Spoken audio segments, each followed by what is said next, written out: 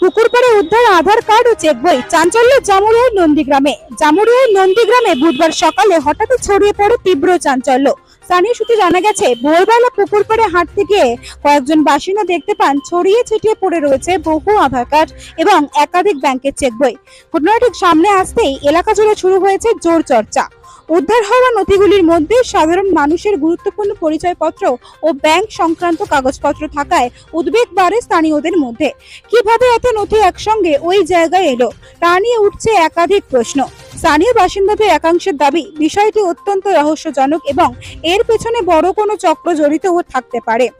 ঘটনার খবর পেয়ে দ্রুত ঘটনাস্থলে পৌঁছায় জামুরিয়া থানার পুলিশ উদ্ধার হওয়া নথিগুলি সংগ্রহ করে ঘটনার তদন্ত শুরু করেছেন।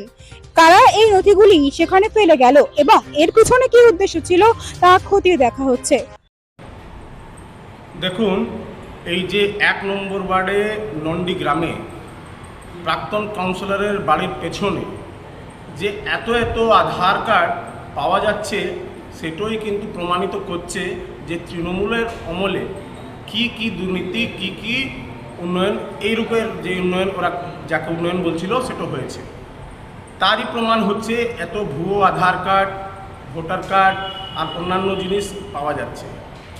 আগেই আমি এই কথাটা ইন্টারভিউতে একবার বলেছিলাম যে এখন গোটা দেশের জন্য পশ্চিমবঙ্গের সরকার যে ছিল সেইটা এখন খতরা হয়ে দাঁড়িয়েছে। সেজন্যেই এইটাকে তদন্ত করা উচিত।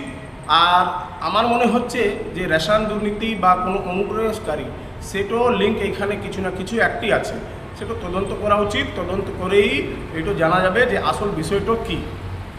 ধন্যবাদ। নিরঞ্জন সিং, প্রাক্তন মণ্ডল সভাপতি, জামুরিয়া মণ্ডল ৪।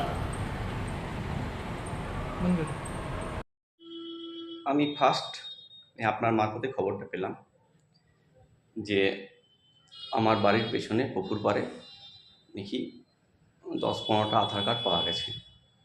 তো প্রথম কথা, লোক আধার কার্ড আমাকে দেবে কেন? এর সাথে আমি হলফ করে বলতে পারি আমার কোনো যোগাযোগ নেই। আমি এরকম কাজ কোনো দিন আজ পর্যন্ত করেছি বলে কেউ মনে করে না, বা আমিও মনে করি না। পুলিশ তদন্ত করলে আসল সত্যটা জানা যাবে। আর যেখানে পাওয়া গেছে সেটা আমার বাউন্ডারি, তারপর আর একটা বাউন্ডারি আছে, তারপর পাওয়া গেছে। আর ওইদিকে আমাদের যাতায়াতও নেই, আমরা ফ্রন্ট রাস্তায় যাতায়াত করি, ওইটা পেছন দিকটা। তাই আবার বলছি, এর সাথে আমার কোনোরূপ যোগাযোগ নেই। পুলিশ তদন্ত করে ঠিক আসল সত্যটা বেরিয়ে আসবে।